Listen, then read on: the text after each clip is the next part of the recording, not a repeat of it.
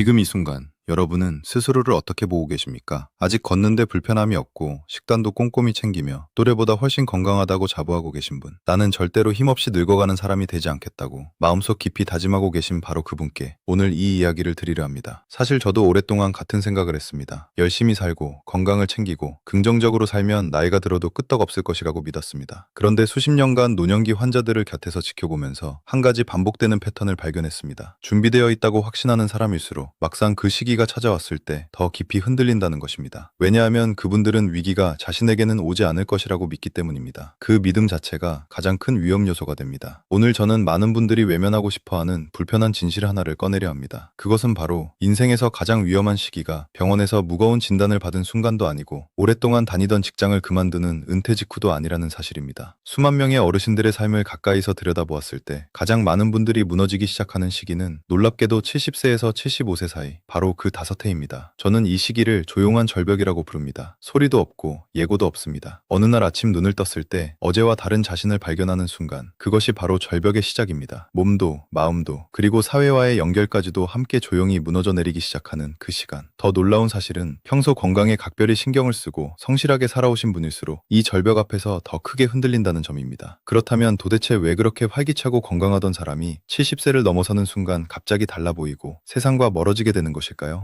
오늘은 그 배경에 숨어 있는 5가지 핵심 원인을 하나하나 천천히 짚어드리고 각각에 대한 현실적이고 실천 가능한 해결 방법까지 함께 나누겠습니다. 지금부터 말씀드릴 내용은 단순한 건강 정보가 아닙니다. 앞으로의 10년, 20년을 어떻게 살아갈 것인가에 대한 진지한 이야기입니다. 끝까지 함께 해주신다면 오늘 이 순간이 여러분 인생의 진짜 전환점이 될 수 있습니다. 그러니 지금 하시던 일을 잠깐 멈추고 편안하게 앉아서 천천히 들어주시기 바랍니다. 첫 번째 원인은 바로 신체 기능의 급격한 저하입니다. 의학적으로는 프레일이라고 부르는 상태입니다. 프레일이라는 단어가 생소하게 들리실 수 있습니다. 쉽게 설명드리면 완전히 건강한 상태와 누군가의 돌봄이 반드시 필요한 상태 사이에 존재하는 매우 위태롭고 불안정한 경계선입니다. 이 경계선 위에 서 있는 사람은 겉으로는 멀쩡해 보입니다. 스스로도 아직 건강하다고 느낍니다. 그런데 몸 안에서는 이미 조용한 변화가 시작되고 있습니다. 70세를 넘어서면 근육량은 우리가 인식하지 못하는 사이에 매우 빠른 속도로 감소하기 시작합니다. 근육은 단순히 팔다리를 움직이는 도구가 아닙니다. 혈당을 조절하고 천을 유지하며 면역 기능을 뒷받침하고 뼈를 보호하는 역할까지 합니다. 즉, 근육이 줄어든다는 것은 단순히 힘이 약해지는 것이 아니라 몸 전체의 방어 시스템이 무너지기 시작한다는 신호입니다. 어제까지 아무렇지 않게 다녀오던 동네 마트까지의 길이 어느 날 갑자기 멀고 무겁게 느껴지는 순간이 찾아옵니다. 계단 하나를 오르는데 손잡이를 잡아야 하고 버스에서 일어서는데 예전보다 훨씬 큰 힘이 필요하다는 것을 느끼는 순간, 그것이 바로 프레일이 시작되었다는 신호입니다. 제가 알고 있는 이강민 씨 이야기를 들려드리겠습니다. 이강민 씨는 72세까지 매일 아침 6시에 일어나 공원을 2바퀴씩 걷는 것을 30년 넘게 지켜온 분이었습니다. 식단도 철저했고 술과 담배는 20대에 이미 끊었습니다. 직장 후배들도 그를 보며 저분은 진짜 다르다, 나이를 거꾸로 먹는다고 할 정도였습니다. 그는 스스로도 75세까지는 거뜬하겠다고 자신했습니다. 그런데 73세가 되던 어느 겨울 아침이었습니다. 주방에서 간장병 뚜껑을 열려다 손에 힘이 들어가지 않았습니다. 찌릿한 통증과 함께 손목이 미세하게 떨렸고 결국 옆에 있던 아내를 불러야 했습니다. 아내는 아무 말 없이 뚜껑을 열어주었지만 이강민 씨는 그 순간 마음속 깊은 곳에서 무언가 무너지는 소리를 들었다고 했습니다. 나중에 그는 이렇게 말했습니다. 병원에서 무서운 진단을 받았을 때보다 그 간장병 뚜껑 하나를 열지 못했던 그 순간이 훨씬 더 무섭고 서글펐다고, 내가 이제 쓸모 없어진 것 같았다고, 그 감각이 하루 종일 머릿속을 떠나지 않았다고 말입니다. 이것은 단순한 악력 저하의 문제가 아닙니다. 몸의 근육이 줄어드는 것과 동시에 마음의 근육, 즉 자신감과 도전 의식과 살아가려는 의욕까지 함께 무너지기 시작합니다. 한번 스스로를 이제는 안 되는 사람이라고 생각하게 되면 밖으로 나가는 것이 두려워집니다. 넘어질까봐, 창피할까봐, 남에게 짐이 될까봐. 움직이지 않으면 다리는 더욱 약해지고 다리가 약해지면 더욱 움직이지 않게 됩니다. 이 악순환이 70대의 삶을 조용히 그러나 매우 빠르게 잠식해 들어갑니다. 그렇다면 어떻게 해야 할까요? 해결책은 비싼 보조제나 거창한 운동 프로그램이 아닙니다.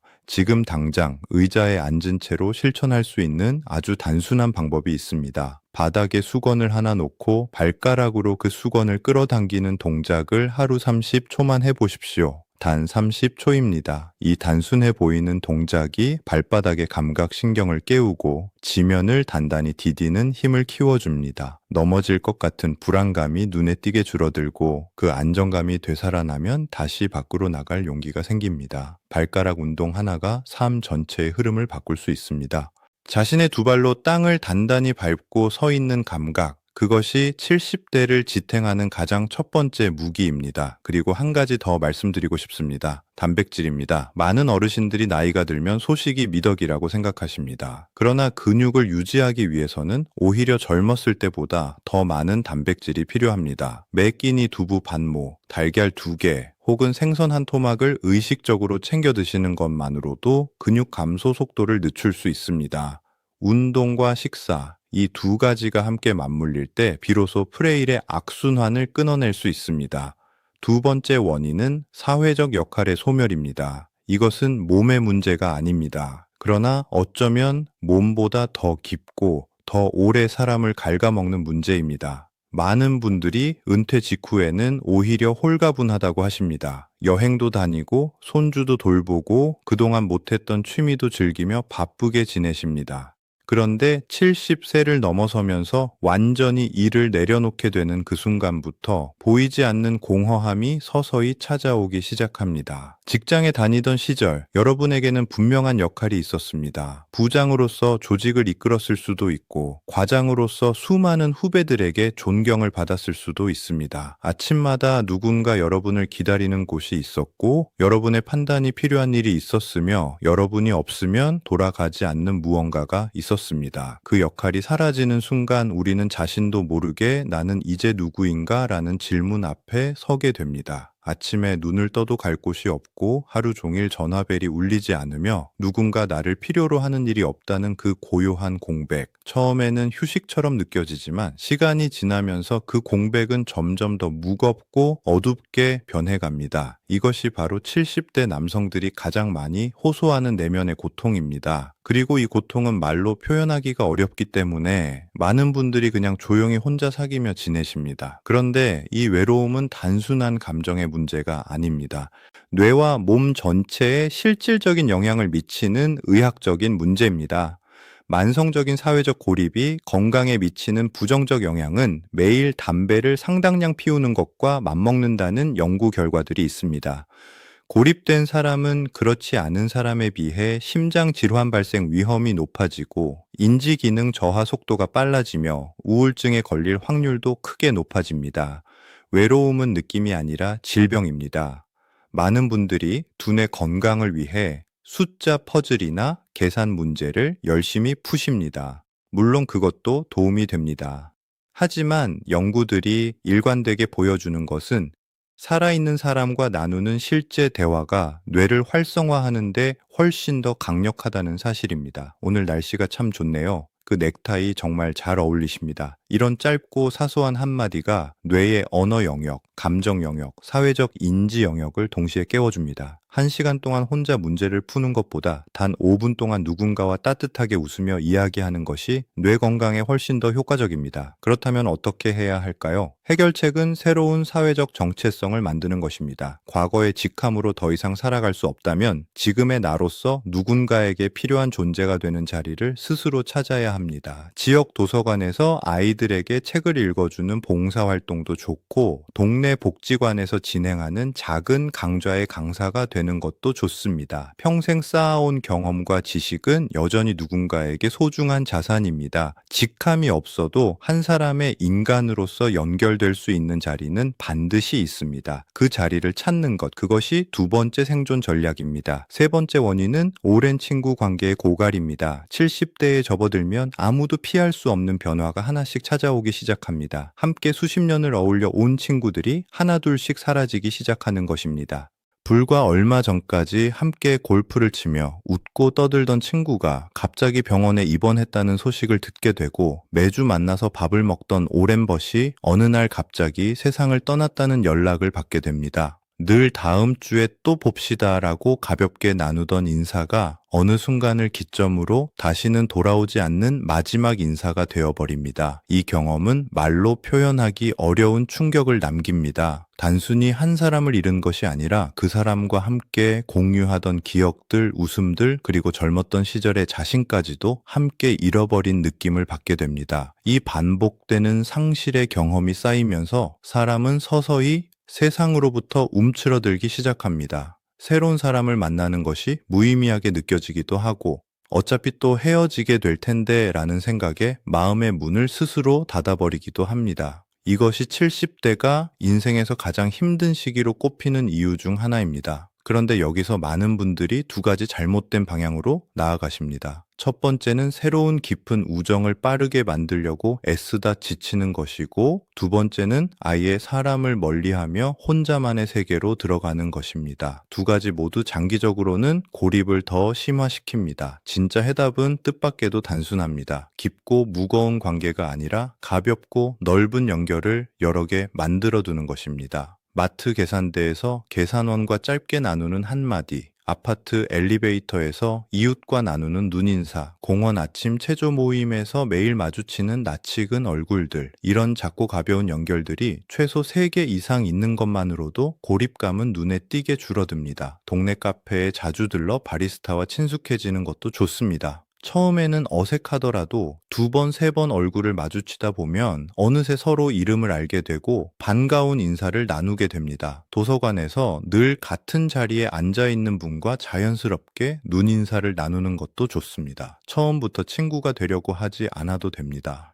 그냥 서로의 존재를 알고 알아봐 주는 것만으로도 충분합니다. 누군가 나를 알아본다는 것, 내가 이 세상에 여전히 연결되어 있다는 그 작은 감각이 쌓이기 시작하면 마음속 깊은 곳에 자리 잡은 불안과 외로움은 서서히 사라지기 시작합니다. 거창한 관계가 아니어도 괜찮습니다. 작고 따뜻한 연결들이 모여서 70대의 삶을 지탱하는 든든한 그물망이 되어줍니다. 네 번째 원인은 돌봄의 한계, 이른바 노노간병의 문제입니다. 이 주제는 많은 분들이 애써 외면하고 싶어 하십니다. 생각하기도 불편하고 입에 올리기도 쉽지 않은 현실입니다. 하지만 반드시 마주해야 할 문제이기 때문에 오늘 분명하고 솔직하게 말씀드리겠습니다. 70세에서 75세 사이는 단순히 자신의 몸이 약해지는 시기만이 아닙니다. 동시에 평생을 함께 해온 배우자의 건강에도 변화가 찾아오고 자연스럽게 서로를 돌보는 상황이 시작되는 시기이기도 합니다. 한쪽이 아프면 다른 한쪽이 간병을 합니다. 그것이 부부라고 생각하십니다. 그 마음은 깊이 이해하고 존경합니다. 그러나 현실은 그 마음만으로는 버틸 수 없을 때가 반드시 옵니다. 박순자 씨는 74세의 남편이 뇌졸중으로 쓰러진 후 모든 것을 혼자 감당하기로 결심했습니다. 재활 치료를 도와주고 식사를 준비하고 씻기고 밤새 곁에서 지켰습니다. 딸이 도움을 주겠다고 해도 괜찮다. 내가 할 수 있다며 손사래를 쳤습니다. 그렇게 6달을 버티다가 어느 겨울 아침 욕실에서 남편의 이동을 돕다가 함께 미끄러져 박순자 씨도 허리를 크게 다쳤습니다. 결국 돌보는 사람도 돌봄을 받던 사람도 동시에 병원 신세를 지게 된 것입니다. 이 사례는 특별한 경우가 아닙니다. 노노간병을 하고 있는 가정에서 매우 자주 일어나는 일입니다. 몸이 약해진 상태에서 무리하게 모든 것을 혼자 해결하려다 보면 결국 두 사람 모두가 무너지는 상황으로 이어집니다. 그리고 그 순간이 오면 선택의 폭은 훨씬 더 좁아집니다. 전문가의 도움을 받는 것은 결코 가족을 저버리는 행동이 아닙니다. 오히려 사랑하는 사람을 끝까지 곁에서 지켜내기 위한 가장 현명하고 용기 있는 결정입니다. 지금 당장 기억해 두셔야 할 곳이 있습니다. 바로 지역사회통합 돌봄지원센터입니다. 이곳은 단순한 행정기관이 아닙니다. 고령자의 삶 전반을 지원해주는 종합상담 창구로 간병지원, 방문요양, 주간보호 서비스, 그리고 돌보는 가족을 위한 심리상담까지 다양한 도움을 받으실 수 있습니다. 아직 간병이 필요하지 않은 단계라도 전혀 상관없습니다. 요즘 조금 불안하다, 앞으로가 걱정된다는 가벼운 마음으로 전화 한 통을 드리는 것만으로도 충분합니다. 모든 것을 혼자 감당하는 것이 미덕이라는 생각에서 이제는 벗어나셔야 합니다. 도움을 받는 것은 약함이 아닙니다. 그것은 전략입니다. 그리고 그 전략이야말로 여러분과 여러분이 사랑하는 사람 모두를 끝까지 안전하게 지켜낼 수 있는 가장 강력한 방법입니다. 다섯 번째 원인은 디지털 고립입니다. 지금 우리가 살아가는 세상은 불과 10년 전과 완전히 달라졌습니다. 아니, 5년 전과 비교해도 놀랍도록 빠르게 변하고 있습니다. 행정 서비스 신청, 병원 예약, 약 처방 내역 확인, 각종 복지 혜택 안내, 그리고 가족과의 소통까지 거의 모든 것이 스마트폰 하나에 담겨 있습니다. 길을 잃었을 때도, 몸이 갑자기 나빠졌을 때도, 가스를 잠갔는지 불안할 때도 스마트폰 하나가 그 모든 문제를 해결해 줄 수 있습니다. 그런데 많은 어르신들이 이렇게 말씀하십니다. 나는 예전 전화기면 충분하다. 스마트폰은 너무 복잡하고 괜히 건드리면 뭔가 잘못될 것 같아서 싫다. 자녀들이 가르쳐 줄 때는 알 것 같은데 돌아서면 잊어버린다라고. 그 마음 충분히 이해합니다. 새로운 기술을 배우는 것은 누구에게나 쉬운 일이 아닙니다. 특히 수십 년간 손에 익은 방식이 있을 때는 더욱 그렇습니다. 하지만 솔직하게 말씀드리겠습니다. 그 작은 거부감이 시간이 지나면서 점점 더 높고 두꺼운 장벽이 되어 여러분을 세상의 흐름 밖으로 조용히 밀어냅니다.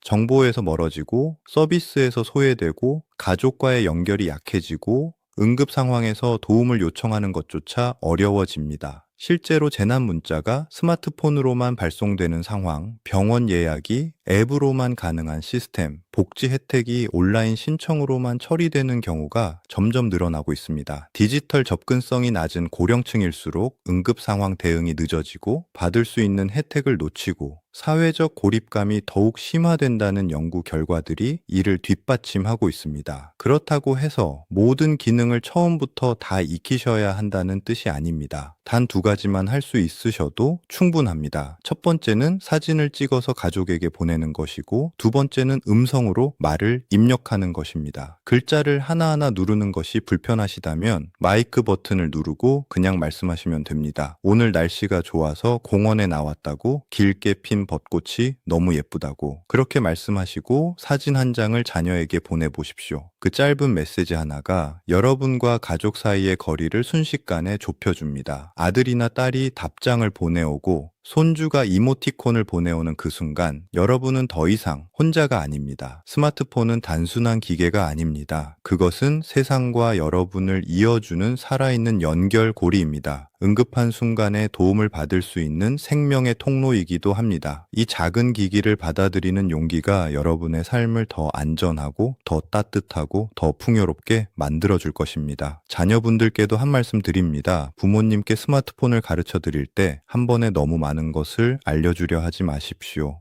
오늘은 사진 보내기 하나만, 다음 주에는 음성 입력 하나만, 이렇게 천천히 반복적으로, 그리고 무엇보다 칭찬을 아끼지 않으면서 함께 해주십시오. 부모님이 스마트폰을 통해 세상과 연결되는 것, 그것이 자녀가 드릴 수 있는 가장 큰 선물 중 하나입니다. 지금까지 70대를 위협하는 5가지 원인을 하나하나 천천히 살펴보았습니다.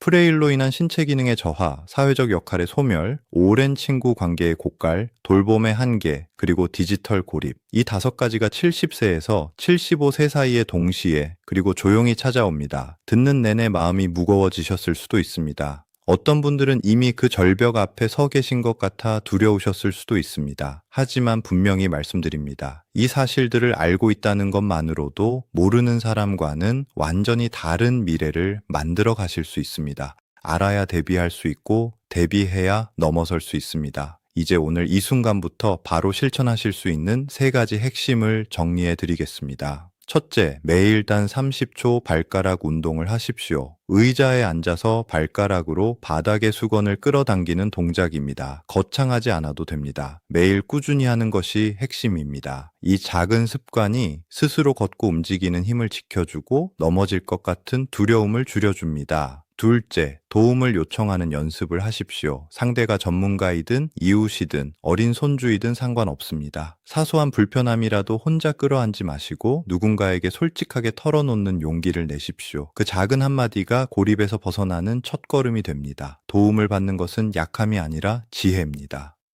셋째, 일주일에 한 번은 가보지 않았던 새로운 장소로 나가보십시오. 처음 들어보는 동네 식당도 좋고 낯선 공원도 좋으며 한 번도 가보지 않은 도서관 구석의 의자도 좋습니다. 낯선 풍경과 새로운 자극은 뇌에 신선한 활력을 불어넣고 오래 잠들어 있던 삶의 감각을 다시 깨워줍니다. 70세에서 75세는 분명 인생에서 가장 큰 고비처럼 느껴지는 시간입니다. 언덕이라기보다는 가파른 절벽처럼 느껴지는 그 시간. 하지만 시선을 조금만 달리하면 그것은 오래된 습관과 낡은 틀을 내려놓고 완전히 새로운 자신으로 다시 시작할 수 있는 가장 귀한 전환점이기도 합니다. 실제로 75세를 훌쩍 넘겨서도 지금이 가장 편안하고 행복한 시간이라고 말씀하시는 분들이 있습니다. 그분들을 자세히 들여다보면 공통점이 있습니다. 혼자 모든 것을 버티려 하지 않습니다. 자연스럽게 도움을 받아들이고 작은 연결들을 소중히 여기며 어제보다 오늘 조금 더 움직이려고 합니다. 그리고 무엇보다 오늘 하루에 집중하며 살아가십니다. 여러분은 결코 혼자가 아닙니다. 지금 이 순간에도 비슷한 고민을 안고 살아가는 분들이 수없이 많습니다. 그리고 그분들 모두가 오늘도 조금씩 한 걸음씩 자신만의 방법으로 그 절벽을 넘어가고 있습니다. 오늘 이 이야기가 앞으로의 10년, 20년을 환하게 밝혀주는 작은 등불이 되기를 진심으로 바랍니다. 비슷한 경험이 있으시거나 마음속에 나누고 싶은 이야기가 있으시다면 주저하지 마시고 댓글로 써주십시오. 여러분의 이야기는 또 다른 누군가에게 깊은 위로와 힘이 됩니다. 오늘도 여러분다운 미소로 건강하고 따뜻한 하루 보내시길 진심으로 바랍니다. 감사합니다.